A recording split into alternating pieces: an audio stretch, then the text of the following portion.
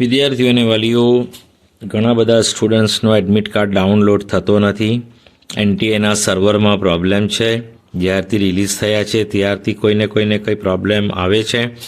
હવે ફરી notice issue કરી છે અને થોડું ઇઝી બનાવ્યું છે કે જેમને ફક્ત એડમિટ કાર્ડ ડાઉનલોડ કરવાનું છે તો પહેલું ઓપ્શન આવે એના પર ટિક કરીને પ્રોસીડ કરવાનું કે ફી રિફંડની ડિટેલ પછીથી અમે ભરીશું કે એની જુદી લિંક આપેલી છે તેમાં અમે ભરીશું. તો એના માટે ફક્ત તમારે ડાઉનલોડ કરવો હોય એડમિટ કાર્ડ. ફી રિફંડ માટે કંઈ હમણાં કરવું ના હોય તો પહેલું ઓપ્શન તમારે ચૂઝ કરવાનું છે. ને તમારે જો પહેલે રિફંડની ડિટેલ્સ જોવી છે પછી બેંક ડિટેલ્સ ચેક કરીને અને રિવ્યૂ કરીને ચેક કરીને અથવા ભરી ના હોય તો બેંકની ડિટેલ ભરીને પછી તમારે એડમિટ કાર્ડ ડાઉનલોડ કરવો છે તો તમારે સેકન્ડ ઓપ્શન ચૂઝ કરવાનું. એટલે પહેલું ઓપ્શન તમે ચૂઝ કરશો તો તમારું એડમિટ કાર્ડ ડાઉનલોડ થશે અને ફી રિફંડ માટે જે જુદી લિંક આપેલી છે વેબસાઇટ પર નીચે એમાં તમારે રિવ્યૂ કરીને તમારે ડિટેલ ભરવી હોય એ બેંક ડિટેલ ભરવાની રહેશે. અને જો સેકન્ડ ઓપ્શન ચૂઝ કરશો તો હમણાં જ તમારે બેંક ડિટેલ ભરવાની રહેશે અને પછી એડમિટ કાર્ડ ડાઉનલોડ કરવાનું રહેશે. તો આ રીતે બે ઓપ્શન આપ્યા છે. બેમાંથી તમને જે યોગ્ય લાગે એ તમે કરી શકો છો. અને જો હમણાં તમારું ડાઉનલોડ ના થતું હોય બીજા ઓપ્શનમાં તો તમારે ફર્સ્ટનું જ લઈને પ્રોસીડ કરી દેવાનું, એડમિટ કાર્ડ ડાઉનલોડ કરી દેવાનું અને ફી રિફંડની ડિટેલ જુદી ભરી દેવાની જો તમારી ભરવાની બાકી હોય તો. એટલે એ રીતે તમારે આ કરવાનું રહેશે. તો થોડું ઇઝી બનાવ્યું છે પણ પ્રોબ્લેમ કોઈને કંઈ આવતો રહે છે. હવે બીજી એક વાત કહું કે ઘણા બધા સ્ટુડન્ટ છે ને પરીક્ષા નથી આપવાના, એટલે તમે પરીક્ષા જરૂરથી આપજો જેથી તમારો સ્કોર સારો આવે અને તમને સારી કોલેજ મળી જાય. એટલે તમારે તો આ જેટલા પણ મારા સબસ્ક્રાઈબર છે, તમારા જાણકારીમાં જે લોકો છે એમને કહેજો કે ભાઈ પરીક્ષા આપી દો, પેપર હાર્ડ નથી આવવાનું, ઇઝી આવવાનું છે. તમે ટેન્શન ના લો અને બધા પરીક્ષા આપો. અને જે લોકો આપણી સાથે જોડાયેલા નથી એમાંથી પહેલી વખત જે લોકો રજિસ્ટ્રેશન કર્યું હતું એટલા લોકો આ વખતે પરીક્ષા આપવાના નથી. એમણે બીજી ફિલ્ડમાં એડમિશન લઈ લીધું છે કે બીજી ફિલ્ડમાં એડમિશન લેવાના છે. એટલે અમુક લોકો પરીક્ષા આપવાના નથી પણ તમારે પરીક્ષા આપવાની છે જેથી તમને ફાયદો થઈ જાય. જે લોકો પરીક્ષા નથી આપવાના એમનું નુકસાન છે પણ જે લોકો પરીક્ષા આપવાના છે એમનો ફાયદો છે. એટલે હું બધાને કહું છું કે તમે જરૂરથી પરીક્ષા આપજો અને પેપર ઇઝી આવવાનું છે એનું ટેન્શન નહીં લેતા. ને તમારી બેંક ડિટેલ્સ ભરવાની હોય તો જે એકાઉન્ટમાં તમને પૈસા જોઈતા હોય એ એકાઉન્ટની ડિટેલ્સ ભરી દેજો. બરાબર. હવે તમારી ફેમિલીમાં કોઈનું પણ એકાઉન્ટ હોય, કોઈના પણ એકાઉન્ટમાં તમે ડિટેલ્સ ભરીને ચેક અપલોડ કરીને અથવા તમારા પાસબુકનું ફ્રન્ટ પેજ અપલોડ કરીને માહિતી ભરી શકો છો. તો તમારે જે ફીસ ભરી હતી એ ફીસ તમને પાછી મળી જશે. અને જો આપણે પહેલા પેજ પર એક પાસપોર્ટ સાઇઝ ફોટો ચિટકાવવાનો છે એડમિટ કાર્ડ પર અને બાજુમાં અંગૂઠાનું નિશાન આવશે, સહી કરવાની નથી. અને બીજા પેજ પર પોસ્ટકાર્ડ સાઇઝનો ફોટો ઉપરથી ચિટકાવવાનો છે. જે લખાણ છે એ ભૂસાવવું નહીં જોઈએ, જે ડિટેલ્સ તમારી હોય એ.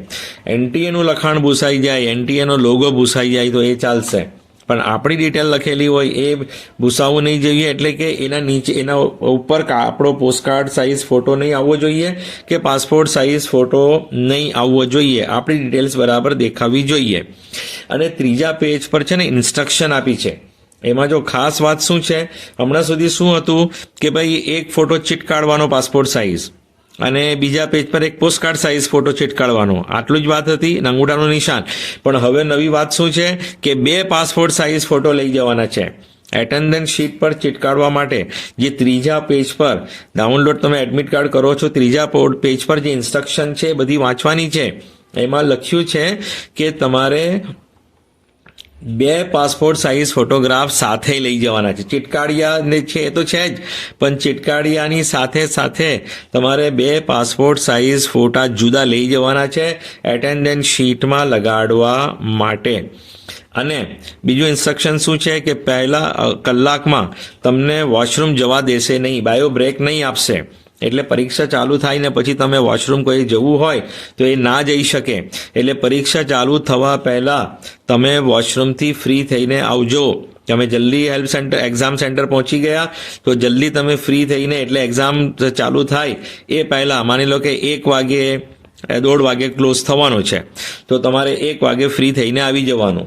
હા, એટલે 2 વાગ્યા પછી તમને બાયોની બ્રેક આપશે નહીં, વોશરૂમ જવા દેશે નહીં. પહેલાં 1 કલાકમાં 1 કલાક થાય પછી જ કોઈને જરૂર પડે તો જવા દેશે. એ જ રીતે એક્ઝામ પૂરી થવા આવે ત્યારે છેલ્લા અડધા કલાકમાં તમને બાયો બ્રેક મળશે નહીં, વોશરૂમ જવા દેશે નહીં. એટલે તમે પહેલાં જઈ આવજો અને એક્ઝામ પૂરી થાય પછી જજો. હવે કોઈને કંઈ ઇમરજન્સી કોઈ તકલીફ હોય તો એ પહેલાં 1 કલાક પછી જઈ શકે છે. હા, છેલ્લા અડધા કલાકમાં પરમિશન નહીં આપશે અને પહેલા કલાકમાં નહીં આપશે. એ પછી 1 કલાક થઈ જાય પછી આપશે અને છેલ્લે અડધો કલાક પહેલા આપશે, છેલ્લા લાસ્ટ અડધો કલાકમાં નહીં આપશે. આનું ધ્યાન રાખજો અને 2 પાસપોર્ટ સાઇઝ ફોટા લઈ જવાના છે. સારી રીતે પરીક્ષા આપજો અને આ પહેલાં મેં જે પણ ઇન્સ્ટ્રક્શન આપી છે એ જોઈ લેજો. પેપર આપવાની સ્ટાઇલ પણ તમને બતાવી છે કે ભાઈ પહેલે તમારે બાયોલોજી આખું સેક્શન વાંચવાનું, ફિઝિક્સ કેમેસ્ટ્રી નહીં વાંચવાનું, પહેલે બાયોલોજીનું સેક્શન વાંચવાનું, એના આન્સર કરી દેવાના જેટલા આવડતા હોય, પછી વિચારવા પડે એવા ક્વેશ્ચન હોય તો છોડી દેવાના, પછી કેમિસ્ટ્રીમાં આવવાનું, કેમિસ્ટ્રીનું આખું સેક્શન વાંચીને પછી એને એટેમ્પ કરવાનું અને એમાં નહીં આવડે પહેલાં એક તરત જ નહીં આવડતા હોય એ છોડી દેવાના. પછી તમારે ફિઝિક્સમાં આવવાનું, ફિઝિક્સનું આખું સેક્શન વાંચવાનું, પછી જે આવડતા હોય એને ટીક કરવાની અને એમાં જે પછી નહીં સમજણ પડે તરત છોડી દેવાનું અને પછી ફરી તમારે આવવાનું બાયોમાં ને બાયોમાં જે છોડ્યા છે એમાં વિચારવાનું, એમાં તમને જે આવડતા હોય વિચારીને પછી એને ટીક કરવાનું. પછી એ બાયો પૂરું થાય પછી કેમિસ્ટ્રીમાં આવવાનું, કેમિસ્ટ્રીમાં જે છોડ્યા હતા એમાં વિચારવાનું, એમાં જે સમજણ પડતા હોય રાઈટ આવડતા હોય એ ટીક કરવાના. એ પછી ફિઝિક્સમાં આવવાનું, જે આવડતા હોય વિચાર્યા પછી ધ્યાનમાં આવતા હોય એને ટીક કરવાનું, જે નહીં આવે છોડી દેવાનું. ફરી તમારે પછી બાયોલોજીમાં આવવાનું. હવે આ તમારું છેલ્લું રાઉન્ડ હશે. હવે છેલ્લા રાઉન્ડમાં તમને જે પણ બાયોલોજીમાં તમે કરી શકતા હોય, જે પણ તમને આવડતા હોય, સમજણ પડતી હોય, વિચાર્યા પછી ધ્યાનમાં આવ્યા પછી તો એને એટેમ્પ કરવાનું. પછી કેમિસ્ટ્રીમાં જવાનું અને એ જ રીતે છેલ્લે ફિઝિક્સમાં જવાનું. એટલે આનો ફાયદો શું થશે કે તમને જેટલા આન્સર આવતા હશે ને એ તો તમારા આવી જ જશે. તમારો સમય રહી ગયો એવું ના થાય. તમારા કોઈ આન્સર છૂટશે પણ તો કયા છૂટશે કે જે તમને આવડતા નહીં હતા અથવા આવડતા હતા પણ ટાઈમ પર યાદ નહીં આવ્યા. એટલે જે ઇઝી હતું ને એ બધું તમે કરી શકશો. જે તમારી યાદદાસ્તમાં તે વખતે મગજ શક્તિમાં આવી જતું હોય તે તમારું બધું તમે સ્ટાર્ટિંગમાં બધું સારી રીતે કરી શકશો. હા, અને છેલ્લેમાં છેલ્લે કયું રહી જાય કે ફિઝિક્સ તમારું છેલ્લામાં છેલ્લું રહી જાય. તો જે આવડતું હોય એને ટીક કરવાની, જે નહીં આવડે એને છોડી દેવાનું. જેમાં ડાઉટફુલ હોય ને તો એ આપણે એટેમ્પ કરવાનું નહીં કે જેથી આપણા માર્ક્સ નેગેટિવમાં ના જાય. જો બાયોલોજીમાં તમારા 360માંથી તમે મેક્સિમમ સ્કોર કરી શકો, ફિઝિક્સમાં બી તમે આપણે કેમિસ્ટ્રીમાં સ્કોર કરી શકો. ફિઝિક્સમાં થોડો જેને નહીં ફાવતું હોય એને ઓછો થાય પણ જેને ફિઝિક્સ ફાવતું હોય તે તો પૂરા સ્કોર કરે. MBBS જેને લેવું હોય એ તો 3 સબ્જેક્ટ સારી રીતે જ કરવાના છે.